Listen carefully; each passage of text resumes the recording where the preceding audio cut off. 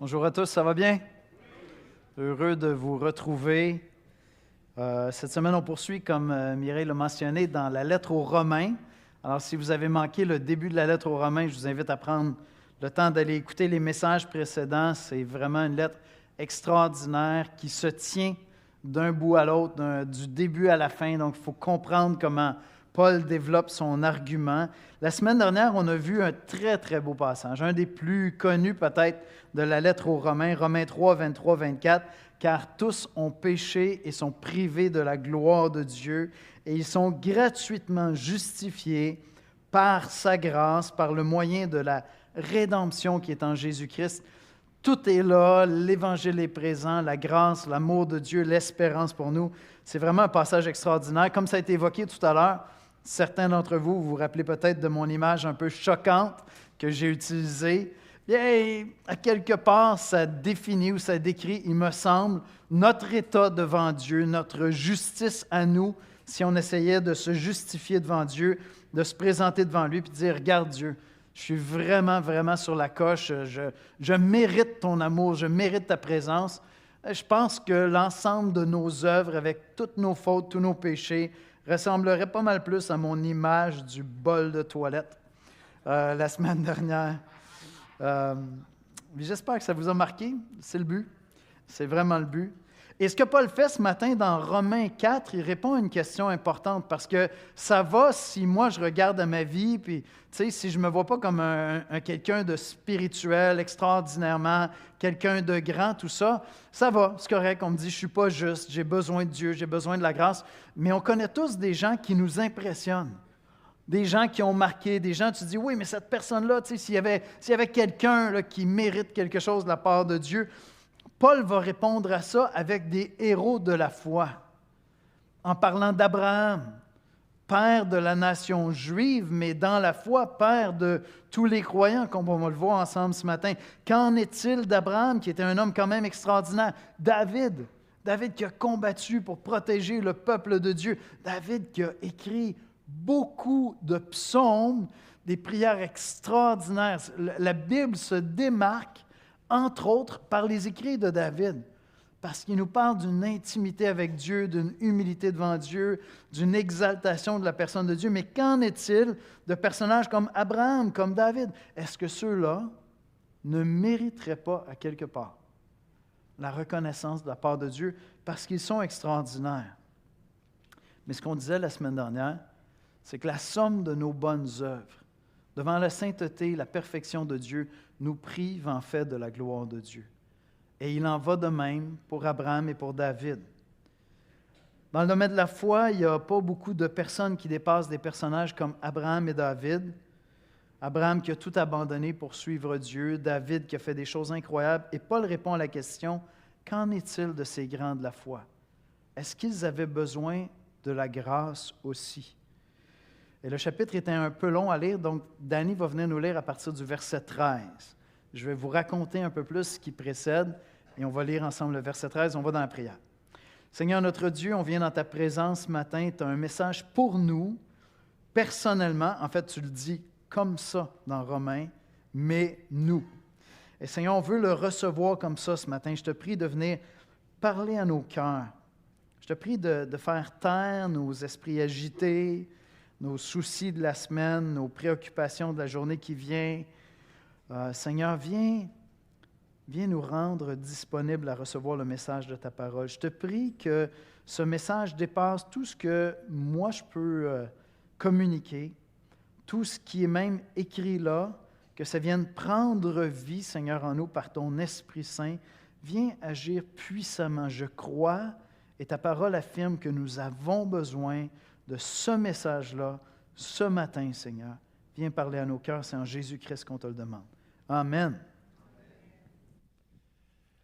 Alors, bon matin. Alors, le passage de ce matin est dans Romains, au chapitre 4, les versets 13 à 25, dans la nouvelle édition de Genève. Alors, Romains, au chapitre 4 et au verset 13. En effet, ce n'est pas par la loi que l'héritage du monde a été promis à Abraham ou à sa postérité. C'est par la justice de la foi. Car si les héritiers le sont par la loi est vaine et la promesse est annulée, car la loi produit la colère, Et là où il n'y a point de loi, il n'y a point non plus de transgression. C'est pourquoi les héritiers le sont par la foi, pour que ce soit par grâce, afin que la promesse soit assurée à toute la postérité, non seulement à celle qui est sous la loi, mais aussi à celle qui a la foi, d'Abraham, notre Père à tous, selon qu'il est écrit. Je t'ai établi père d'un grand nombre de nations. Il est notre Père devant celui auquel il a cru, Dieu, qui donne la vie aux morts et qui appelle les choses qui ne sont point comme si elles étaient. Espérant contre toute espérance, il crut et devint ainsi le Père d'un grand nombre de nations, selon ce que lui avait été dit. Telle sera ta postérité. Et, sans faiblir dans la foi, il ne considéra point que son corps était déjà usé, puisqu'il avait près de 100 ans et que Sarah n'était plus en état d'avoir des enfants. Il ne douta point, par incrédulité, au sujet de la promesse de Dieu, mais il fut fortifié par la foi, donnant gloire à Dieu et ayant la pleine conviction que ce qu'il promet, il peut aussi l'accomplir. C'est pourquoi cela lui fut imputé à justice. Mais ce n'est pas à cause de lui seul qu'il est écrit que cela lui fut imputé. C'est encore à cause de nous, à qui cela sera imputé, à qui nous croyons en celui qui a ressuscité des morts, Jésus notre Seigneur, qui a été livré pour nos offenses et est ressuscité pour notre justification. Amen. Merci, Danny. C'est de la gymnastique verbale, ce texte-là. J'ai 2 images pour vous ce matin. Elles sont plus propres que la semaine dernière. C'est des images moins nauséabondes, d'accord? J'ai 2 images pour vous ce matin. Vous avez entendu parler de dossiers qui circulent sur Internet. Dossier Epstein, ça vous dit quelque chose? Il y a des gens qui ont des gros dossiers. En fait, je me suis amusé à demander à mon assistant virtuel combien de têtes couronnées ou combien de personnages publics sont tombés suite aux révélations de ça. Puis la liste commence à s'étirer un peu partout dans le monde. Puis à quelque part, on veut la justice, n'est-ce pas? C'est ça qu'on veut. Mais à ma première image, c'est pas ce dossier d'Epstein, c'est plutôt le tien, le mien. Alors, imagine que tu te retrouves dans un bureau, il y a quelqu'un qui est devant toi et il ouvre un dossier, et ce dossier-là, c'est la somme de tout ce que tu voudrais qui ne soit jamais révélé de tes pensées, de tes actes, de tes paroles, de tes gestes, tes péchés. Tout ça se trouve dans ce dossier-là. D'accord? Première image. Et alors que tu te présentes dans le bureau, la personne qui détient ce dossier-là va le fermer devant toi et va le passer à la déchiqueteuse. Il va te dire, ton dossier est complètement oublié. Toute trace de tes fautes sont effacées. Première scène. Deuxième scène. La bonne semaine ne s'arrête pas là. Tu reçois un coup de fil d'un notaire, cette fois-là. Tu es convoqué parce que ton nom est apparu dans un testament. Alors, imagine que tu es convoqué pour te rendre chez un notaire, tu te rends chez le notaire, on ouvre le testament devant toi, ton nom se trouve là, et non seulement ton dossier vient d'être déchiqueté, mais tu es fait héritier, puis tu découvres que tu es un héritier. Est-ce que ce ne serait pas une bonne semaine, cette semaine, si ça commençait comme ça, n'est-ce pas? Imagine, petites vacances dans le sud, qu'est-ce qui s'en vient avec ça? Je ne sais pas, tu es héritier. Maintenant, quand tu sors de chez le notaire et que tu reviens dans la vraie vie, dans la réalité, que ton dossier soit effacé, que tu sois héritier, ça ne veut pas dire que ça change ton quotidien, ça. Et comment est-ce qu'on fait pour avancer dans la réalité? Alors que la vie dans les faits continue à être difficile, continue à être un combat. Voici comment je résume l'exposé biblique de ce matin. Quand Dieu pardonne, il nous fait aussi héritiers et nous apprend à espérer alors que tout dit le contraire. Et on va revenir sur ces images-là, gardez-les à l'esprit. Première scène, un dossier qui est sur la table, ça contient ton passé, tes fautes, ta culpabilité.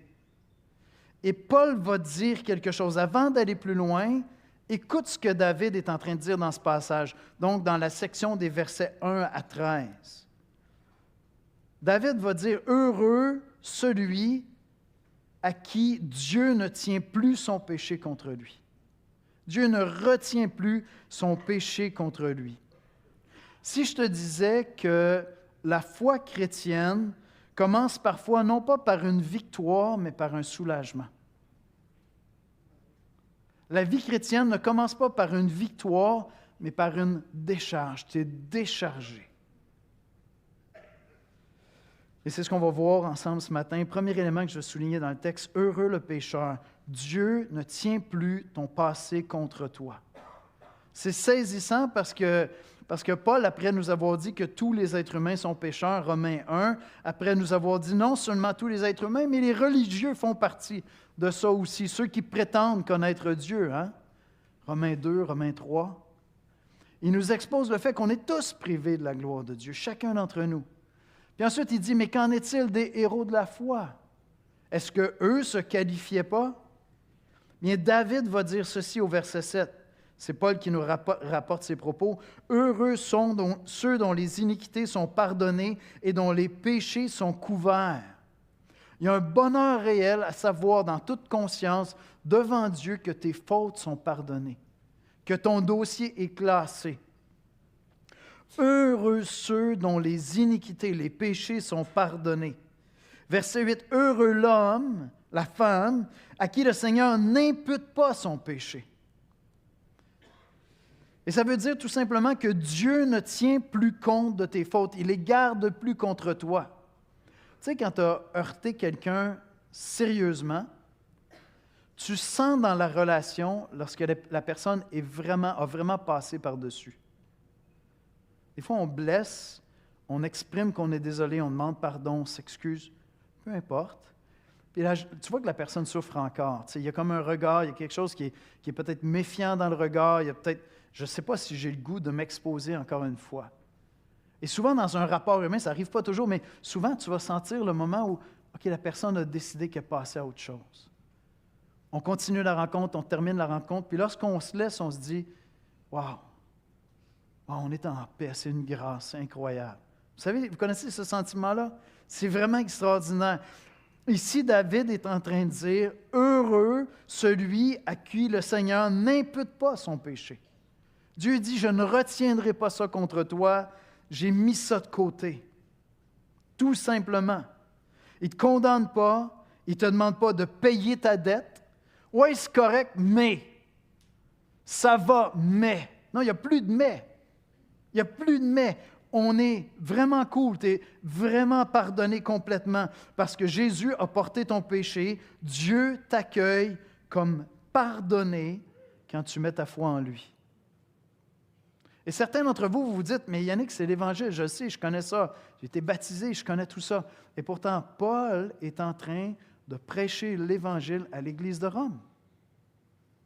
Il veut aller à Rome pour annoncer l'Évangile à ceux qui sont à l'extérieur de l'Église, mais il est en train d'écrire la lettre à l'Église de Rome parce qu'il semble que, comme chrétien, on a tendance à ne pas vivre dans ces réalités-là, à oublier ces vérités-là et à vivre comme si on n'était pas pardonné, comme si Dieu n'avait pas vraiment effacé. Ce bonheur-là n'est pas la fierté de « j'ai réussi ». C'est le fun de pouvoir dire « j'ai réussi », mais c'est un poids aussi. Avant d'arriver à « j'ai réussi », souvent c'est « j'ai eu un échec, j'ai eu un échec, j'ai eu un échec ». Et ce rapport-là avec Dieu ne dépend pas d'un « j'ai réussi ». C'est ce que David est en train de dire. David, qui était un homme de Dieu extraordinaire, a aussi été un pécheur incroyable devant l'Éternel, volant la femme d'un autre, s'arrangeant, manigançant pour que l'époux de cette femme soit tué. L'homme qui a écrit des psaumes incroyables a été un pécheur horrible aussi, parce que c'est ça, nous sommes tous privés de la gloire de Dieu. Je ne reviens pas sur mon image de la semaine dernière, mais David fait partie du lot. Ce bonheur-là n'est pas la fierté de pouvoir dire « j'ai réussi ». Ce que Paul fait ici au verset 4, c'est qu'il oppose la logique du salaire à celle du don. Il y a plein de choses qu'on fait dans la vie qui méritent un salaire. Et c'est normal. Tu vas travailler dans une entreprise, bien, on va te dire « mérite ton salaire ». Je ne t'ai pas embauché pour te faire un cadeau. Je t'ai embauché pour que tu mérites ton salaire. Je t'ai embauché pour que tu fasses du travail pour moi. Et ici, Paul est en train d'opposer cette logique-là dans le contexte de notre relation avec Dieu, dans le contexte de la grâce. Il est en train d'opposer cette logique-là du salaire. Voici ce que tu mérites à celle du don. Et il dit, il y a un vrai bonheur, un bonheur profond qui nous transforme. Heureux celui à qui le Seigneur n'impute pas ses fautes. De savoir qu'on est vraiment bien, Dieu et moi, parce que ça ne dépend pas de « j'ai réussi », ça dépend de ce que Christ a fait à la croix. Et donc, je peux m'approcher de Dieu avec une véritable assurance, une véritable paix, une vraie confiance. Je connais mon dossier. Moi, je voudrais le ressortir de temps en temps. Mais Dieu me dit, je ne sais pas de quoi tu parles. Je ne sais pas à quoi tu fais référence. C'est détruit. Heureux l'homme à qui Dieu n'impute pas ses fautes. C'est une grâce extraordinaire. Et ça procure un bonheur réel. David n'est pas heureux parce qu'il a réussi. Il est heureux parce qu'il a été déchargé. Est-ce que tu vis ce bonheur-là au quotidien? Ou est-ce qu'au quotidien, tu es dans un rapport de performance même avec Dieu? Heureux, Dieu ne me le reproche plus. Quand tu choisis de croire dans l'œuvre de Christ à la croix, ta relation fondamentale avec Dieu ne repose pas sur tes performances. Fondamentalement, ce n'est pas ça. C'est une relation d'appartenance qui repose sur un don gratuit. C'est une assurance d'appartenir, d'être là où je dois être avec Dieu parce que j'ai été pardonné. Tout repose sur le fait que Dieu m'a pardonné. Ce que ça veut dire concrètement, pour certains d'entre vous, ça veut dire dépose ton dossier. Arrête de vivre dans cette perspective d'un Dieu qui te surveille, cherche à trouver tes fautes, cherche à quel moment tu vas te planter. Cette lecture-là est fausse si tu as placé ta foi en Jésus-Christ. Dépose ton dossier aujourd'hui. Confesse simplement, puis refuse de te condamner toi-même. Ce n'est pas que je traite le péché à la légère ici. Non, le prix du péché, de mon dossier, c'est la croix. C'est Christ crucifié. Il n'y a rien de léger dans ça. C'est lourd de conséquences. C'est la mort de Christ sur la croix. Ce n'est pas léger, mais c'est réel.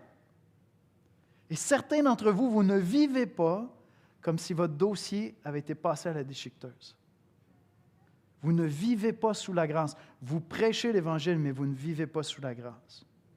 Arrête de te définir par ton passé. Ça, c'est plus ton identité si tu es en Jésus-Christ. Ton identité, c'est celle d'une personne qui a été pardonnée. Quand le pasteur Basile nous dit « bien-aimé », mais c'est parce qu'on est bien-aimé en Jésus-Christ.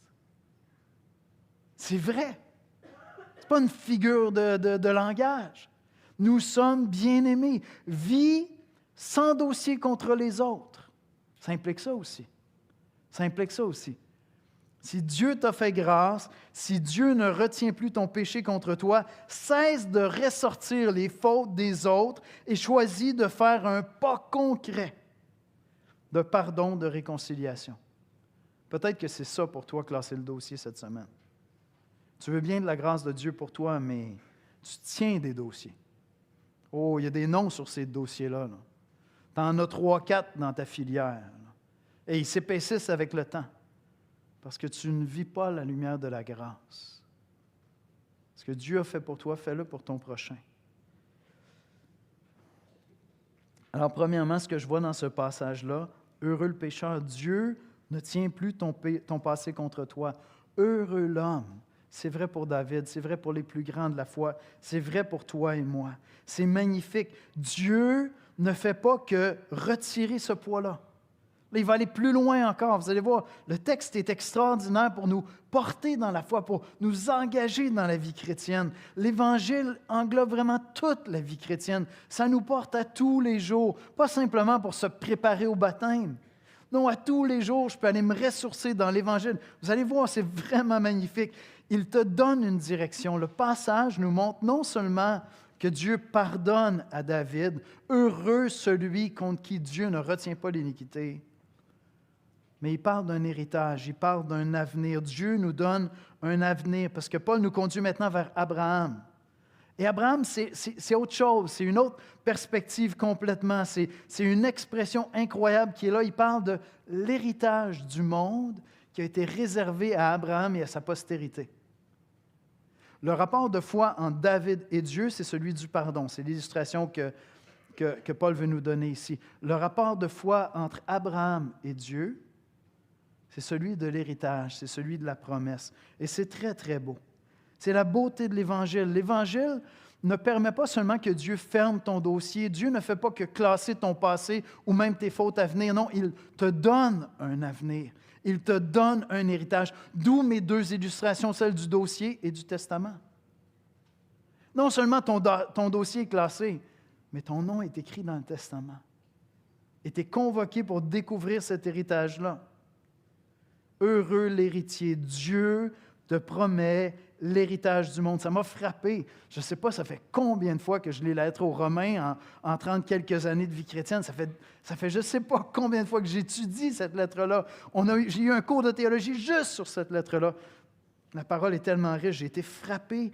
Et je voyais dans cette expression-là un peu la synthèse de tout le chapitre. Verset 13. En effet, ce n'est pas par la loi que l'héritage du monde a été promis à Abraham ou à sa postérité, sa descendance. C'est par la justice de la foi. Et ce que Paul vise ici, c'est cette promesse incroyable qui avait été donnée à Abraham, qu'il ferait de lui une descendance dans toutes les nations de la terre. C'est une promesse incroyable. Dieu a promis à Abraham que sa descendance se multiplierait sur toute la terre, qu'elle serait large. Et là, il nous dit que cette promesse-là est non seulement pour Abraham, mais pour sa postérité, pour sa descendance. Regardez les versets 16-17. C'est pourquoi les héritiers le sont par la foi, pour que ce soit par grâce, afin que la promesse soit assurée à toute la postérité, non seulement à celle qui est sous la loi, c'est-à-dire aux Juifs, mais aussi à celle qui a la foi d'Abraham, notre Père à tous. Alors, Abraham a cru Dieu quand Dieu lui a dit « Je vais te donner une postérité innombrable sur la terre ». Abraham a cru en lui. Et ce n'est pas sur la base de la performance d'Abraham. Dieu ne lui a pas dit « Si tu, je te donnerai ». Non, parce que tu crois, je te donnerai. Et c'est simplement sur la base de sa foi. Maintenant, lorsqu'on lit l'Ancien Testament, on peut être tenté de croire que cette promesse-là touche les Juifs. Mais Paul nous dit, attendez, tous les Juifs ne sont pas Juifs. Tous les Juifs ne sont pas fils d'Abraham, filles d'Abraham. Seuls ceux qui ont la foi d'Abraham, et donc par conséquent, nous qui ne sommes pas Juifs, nous sommes fils et filles d'Abraham si nous possédons la foi d'Abraham. Et donc, on participe à cet héritage, l'héritage du monde, c'est ce qu'il dit dans le passage. La promesse faite à Abraham ne visait pas seulement sa descendance biologique. Paul dit qu'elle est assurée à toute la postérité, c'est-à-dire à tous ceux qui ont la foi d'Abraham, venant de toutes les nations. En Jésus-Christ, cette promesse s'accomplit. Nous, les non-juifs, sommes intégrés à cette famille par la foi.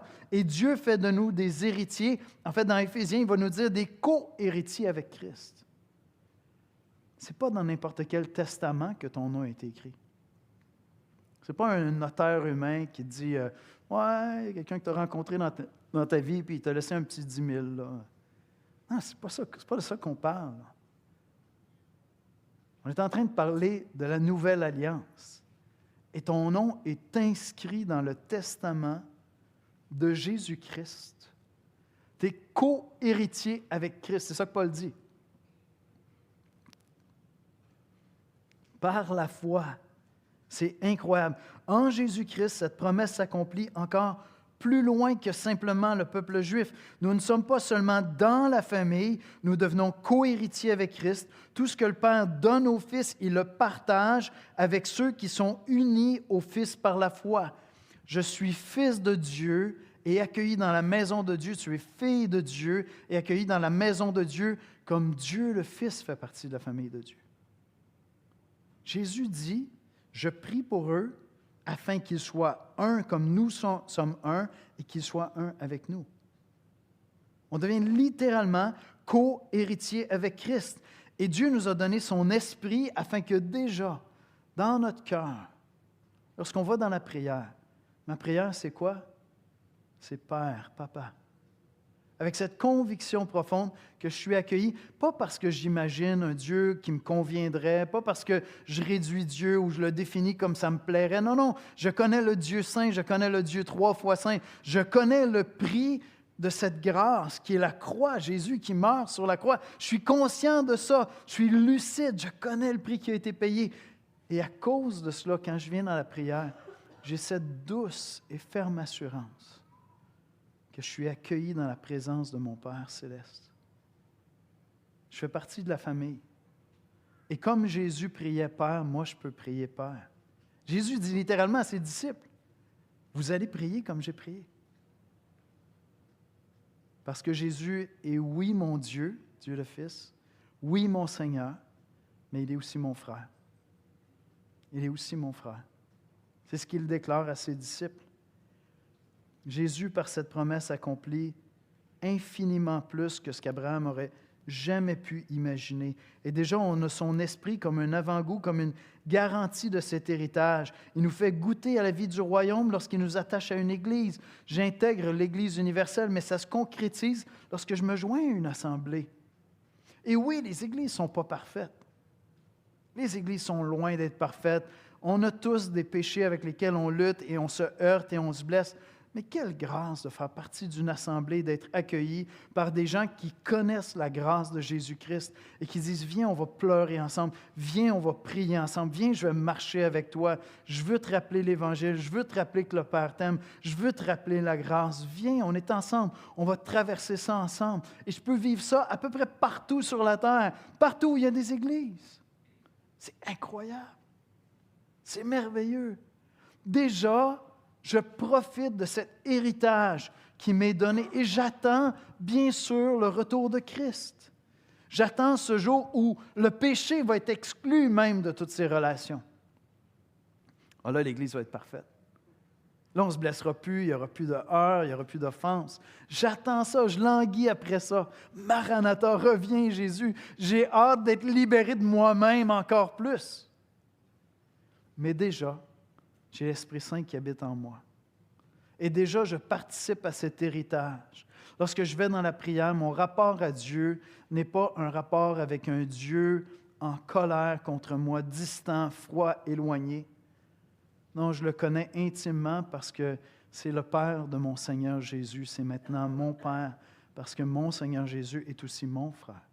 Et j'expérimente ça constamment dans la prière. Et on est appelé à le vivre en Église lorsqu'on va ensemble dans la prière. C'est une réunion de famille où on s'en va à la rencontre de notre Père, de notre frère, de l'Esprit Saint qui habite en nous. Est-ce que ce n'est pas merveilleux? Et c'est ça l'Église. C'est ça l'Église locale. Avec toutes ses imperfections, on a déjà un avant-goût de ça. On participe déjà au royaume de Dieu. Le royaume de Dieu est déjà inauguré à travers chacune des personnes qui placent sa foi en Jésus, chacune des églises que le Seigneur Jésus implante sur la terre. Déjà, le royaume de Dieu est apparent, est évident. Et c'est pour ça qu'il y a des gens qui, sans même venir à la connaissance de Jésus-Christ, vont côtoyer des églises toute leur vie. Il y a des gens qui viennent ici semaine après semaine, mois après mois, année après année. Vous savez pourquoi? Parce qu'ils sentent de l'amour. Imparfait. Imparfait. Mais ils sentent de l'amour, ils sentent de l'accueil. On leur parle d'un Dieu qui les aime. Et on ne leur présente pas un Dieu bonbon qui fait juste effacer toutes tes fautes. Non, la croix, la croix, la croix. C'est le prix de cette grâce-là. Pour moi, c'est gratuit. Pour Christ, ce ne l'était pas. Pour Dieu le Père, ce ne l'était pas. Et donc, il y a des gens qui fréquentent l'Église comme ça pendant des années, tout simplement parce qu'il y a cet avant-goût du ciel, il y a cette saveur, ce parfum du royaume de Dieu, de la famille de Dieu, de grâce. Reste pas là sur le parvis, entre dans la maison. Entre dans la maison, rentre dans la famille. Dimanche prochain, on va avoir des baptêmes. C'est beau. C'est beau. Et je prie pour que Dieu te convainque, toi, de te faire baptiser, si tu n'y es pas. C'est très beau. C'est glorieux, c'est merveilleux. Dimanche prochain, non, dans 2 semaines, le 22. Voyez-vous, cet héritage n'est pas gagné comme si je pouvais l'acheter. Il est promis. Et donc, il est certain. C'est l'argument que Paul est en train de développer ici au verset 13. En effet, ce n'est pas par la loi que l'héritage du monde a été promis à Abraham. Dieu n'a pas mis dans un testament toutes sortes de clauses qui feraient que si Abraham réussissait à répondre à tout ça, je te rendrai fertile, je rendrai ta femme fertile, vous aurez des enfants. Non, il n'y avait pas de loi à obéir, il y avait simplement une foi à avoir. Et c'est ça qui la rend certaine, cet héritage-là. C'est ça qui le rend certain, cet héritage-là.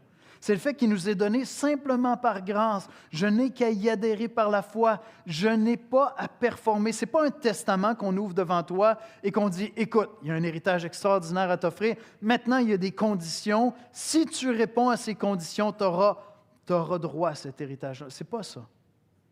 Les conditions ont déjà été remplies. L'ouverture du testament n'est que bonne nouvelle. Parce que Christ a rempli les conditions. C'est ce qui rend certain cet héritage-là. Paul dit, afin que ce soit par grâce, afin que la promesse soit certaine. Dieu est capable parce que c'est celui qui donne la vie aux morts.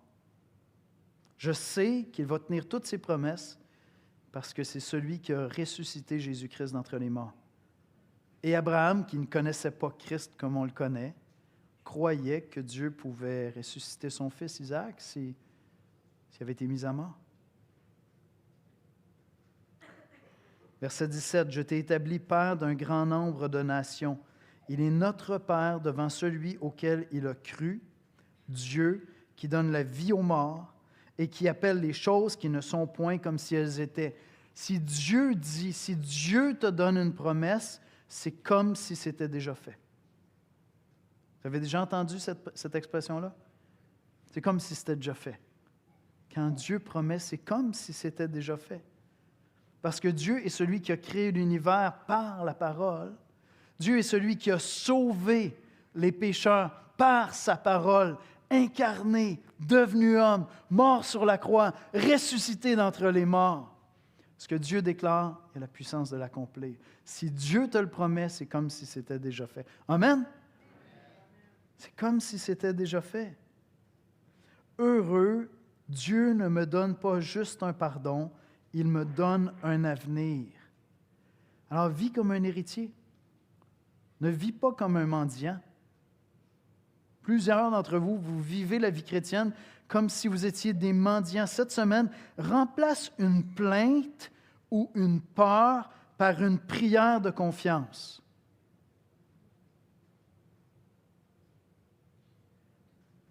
Père, tu m'as donné un avenir. Certains d'entre vous trouvent que c'est un défi incroyable de remplacer une plainte ou une peur par une prière de confiance. Dieu t'a donné un avenir si tu es en Jésus-Christ. Investis dans ce qui dure. Pose un geste concret qui met ton argent, ton temps dans le royaume. Générosité, service, invitation, partage de l'Évangile, parce que tu sais à quel héritage tu participes. Tu sais ce qui compte, tu sais que tu appartiens au royaume de Dieu, tu sais que ça t'est promis. Bien, sois conséquent. Je ne peux plus vivre comme si j'étais simplement un citoyen de la terre, j'attends la mort, puis après c'est fini. Non, déjà, je suis citoyen des cieux. Ma vie est consommée parce que j'appartiens à un autre royaume. Rappelez-vous, au début de la série, j'ai parlé de ces 2 cités d'Augustin, la cité des hommes et la cité de Dieu. Nous participons bien sûr à la cité des hommes, mais nous vivons déjà dans la cité de Dieu.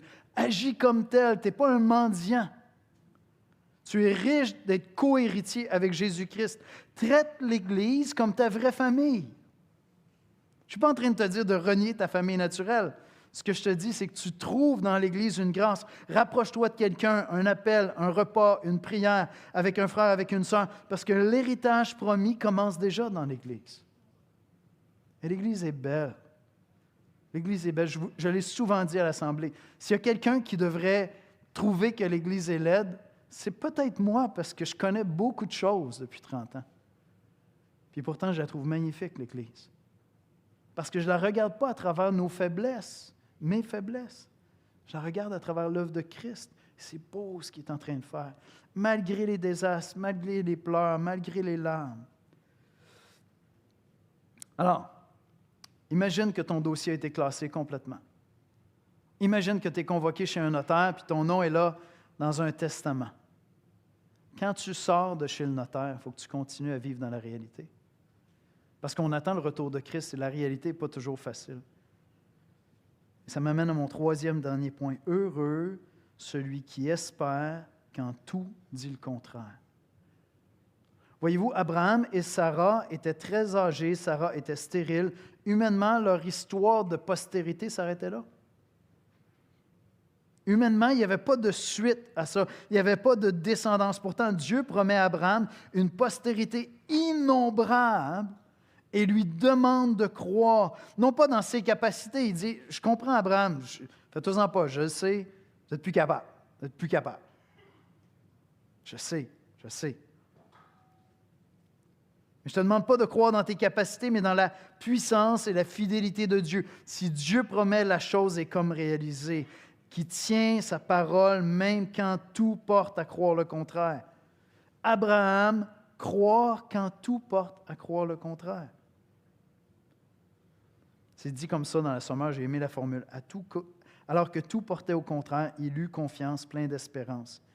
Dans la nouvelle édition Genève, espérant contre toute espérance. Bien, c'est ce que tu as cru si tu es devenu chrétien. Tu as cru contre toute espérance qu'un Dieu saint, juste et bon avait donné son Fils pour que tes péchés soient pardonnés. Tu as cru ça. C'est inespéré. Moi, je te dis tout de suite, j'ai 2 enfants, j'en donnerai jamais un pour aucun d'entre vous. Vous pouvez tous mourir. C'est vrai? Qu'il y en ait un qui vienne me dire qu'il donnerait son enfant pour moi. Menteur. Contre toute espérance, c'est ça que vous avez cru. Quand vous êtes devenu chrétien, vous avez cru contre toute espérance qu'un être parfait, juste et bon aurait donné son Fils, que ce Fils-là se serait donné volontairement. Vous avez cru contre toute espérance. Tout le contraire nous dit, ben non, pourquoi Dieu se casserait la tête avec nous? Abraham croit alors que tout porte au contraire. Parce que, voyez-vous, Dieu peut accomplir ce qu'il promet. Au verset 21, « Et ayant la pleine conviction que ce qu'il promet, il peut aussi l'accomplir. » Et c'est là que l'Évangile devient concret. Croire que Dieu m'a pardonné mes péchés et qu'un jour je me présenterai devant lui, puis tagadam, je suis pardonné de mes péchés, c'est une chose. Mais croire à tous les jours que Dieu est avec moi, que je suis vraiment son enfant, qu'il m'aime à travers les difficultés de la vie, quand c'est dur de croire. Tu sais, quand Dieu t'apparaît et dit « Non, je te dis, ta femme va être enceinte l'année prochaine. » On a vu le médecin 72 fois. Arrête ça, non. Tu comprends? C'est là que l'Évangile devient concret. Est-ce que vraiment tu crois que Dieu a pris ton dossier et qu'il l'a déchiqueté? Est-ce que vraiment tu crois que ton nom est inscrit dans ce testament-là? Est-ce que tu le crois vraiment? Ou, oui, ça sera bon pour mon éternité. Au jour de ma mort, je croiserai les doigts et je dirai, j'espère que c'était vrai, hein, Jésus? Non, l'Évangile est plus concret que ça. L'Évangile, c'est pour aujourd'hui, c'est pour maintenant, une espérance qui tient parce qu'elle repose sur Dieu, parce qu'elle repose sur Jésus. Et c'est merveilleux parce que regardez ce qui est dit au verset 24. C'est encore à cause de nous. C'est bon pour Abraham, mais c'est bon pour nous, pour toi et moi. Moi, je n'ai pas rencontré quelqu'un d'aussi grand qu'Abraham ici. Je suis désolé de vous le dire, j'en ai pas rencontré, mais c'est bon pour toi puis moi. C'est encore à cause de nous à qui cela sera imputé. Qu'est-ce qui sera imputé? La promesse va nous être donnée, va nous être remise. De la même manière qu'il ne nous impute pas nos fautes, il ne nous compte pas nos fautes, il va au contraire nous imputer la promesse de cet héritage glorieux. À nous qui croyons en celui qui est ressuscité des morts, Jésus notre Seigneur. Tout ce que ça te demande, c'est de croire en Jésus-Christ. Et ton dossier est effacé, et ton nom est inscrit dans le testament, et tu apprends à marcher par la foi. Notre foi vise le Dieu qui a ressuscité Jésus. Regardez le verset 24. C'est encore à cause de nous, à qui cela sera imputé, à nous qui croyons en celui qui a ressuscité des morts, Jésus notre Seigneur. À nous qui croyons en Dieu. Pourquoi? Parce qu'il a ressuscité Jésus-Christ d'entre les morts. Et si ce qui t'empêche d'entrer dans la famille de Dieu, c'est que tu dis, moi je ne crois pas ça, qu'un homme est ressuscité d'entre les morts. Je vais te le donner, c'est difficile à croire. Mais je te mets au défi de faire des recherches sérieuses. Je te mets au défi de lire les Écritures. Je te mets au défi de voir les preuves historiques qui sont là. Je te mets au défi de mettre Dieu au défi. Et de dire, Dieu, si tu es vivant, si vraiment ton Fils est vivant, je te mets au défi de changer mon cœur et de me donner cette foi-là. Je te mets au défi de le faire. Parce que Dieu est grand. Il est capable de supporter bien des défis, je vous l'assure, pour sauver ton âme et te faire rentrer dans la famille de Dieu. Notre foi vise le Dieu qui a ressuscité Jésus.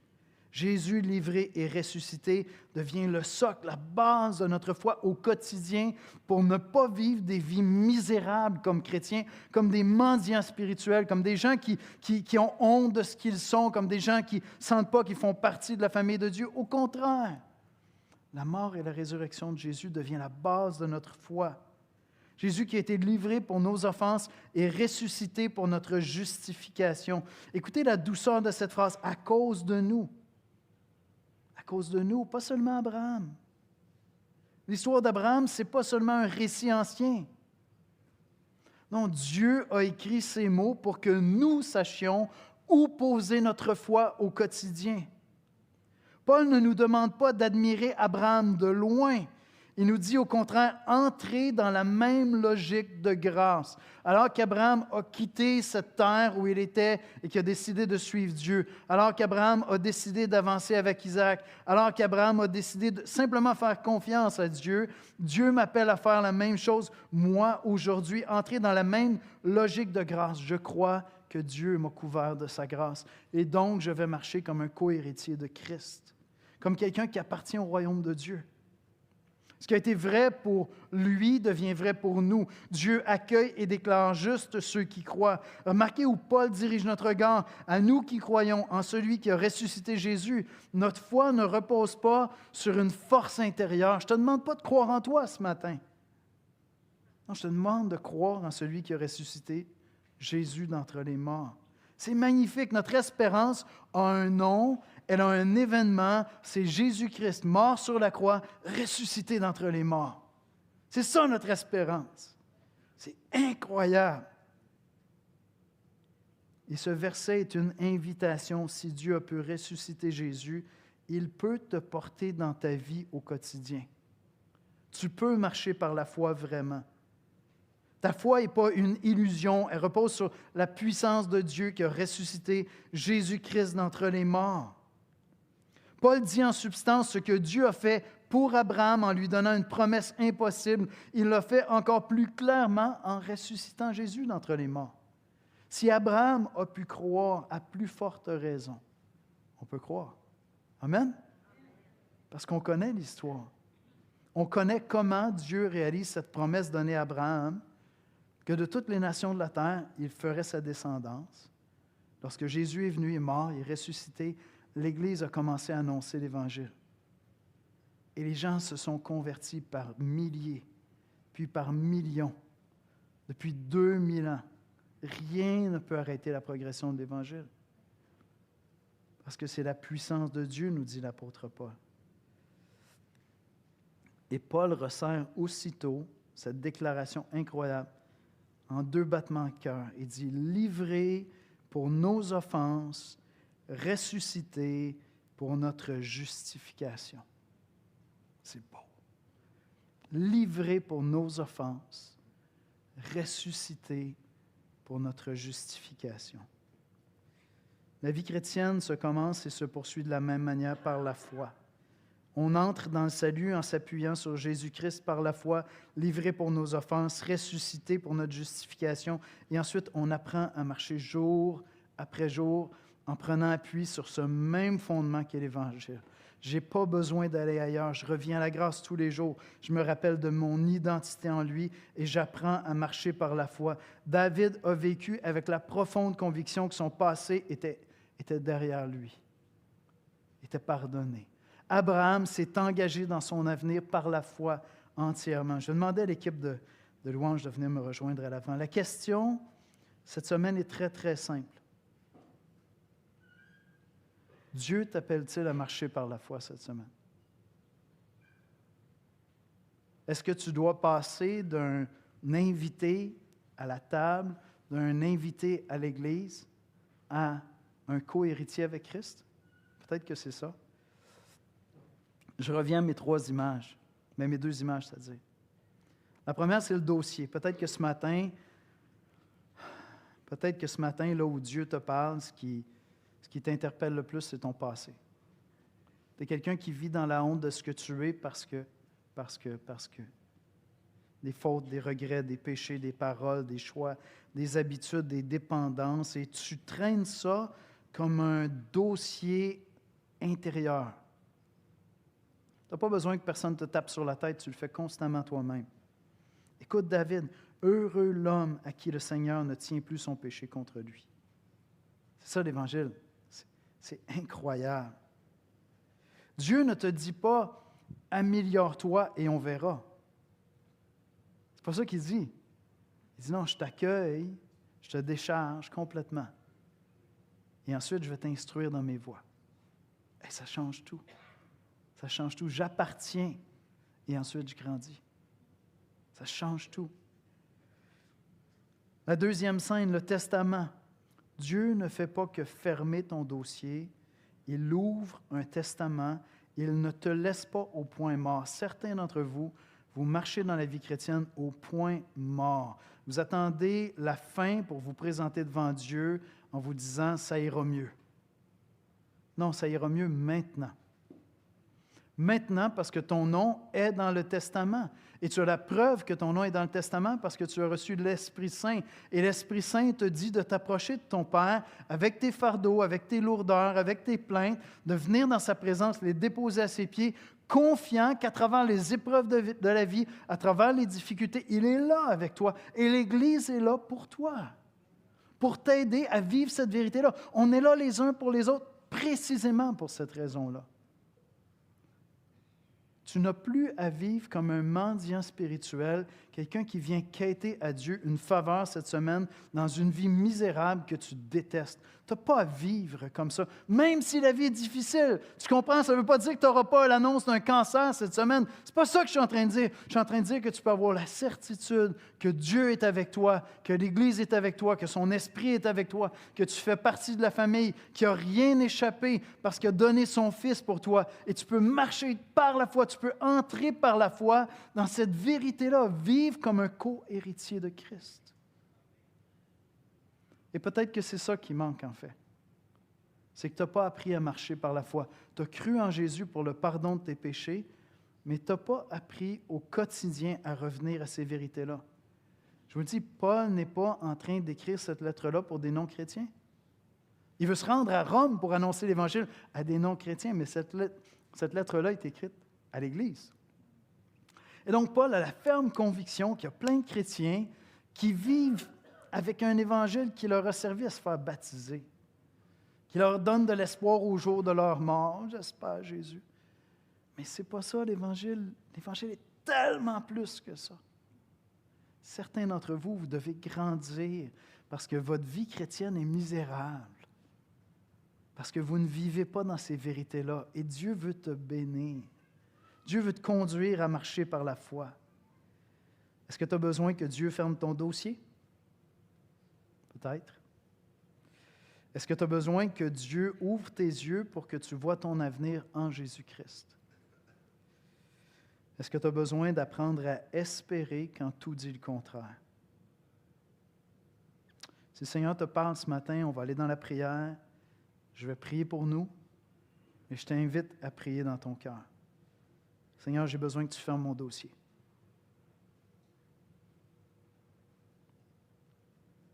J'ai besoin que tu ouvres mon avenir.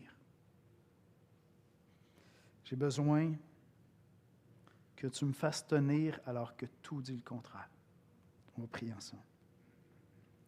Seigneur Jésus, nous venons dans ta présence parce que tu es merveilleux. Quelle grâce de pouvoir explorer ta parole comme ça, être saisi par ton amour, par la richesse, la profondeur, la majesté de l'Évangile.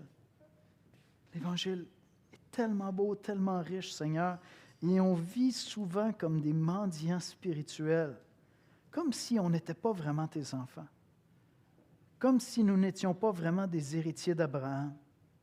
Seigneur, apprends-nous à accepter par la foi que tu as pardonné tous nos péchés et que tu nous aimes vraiment.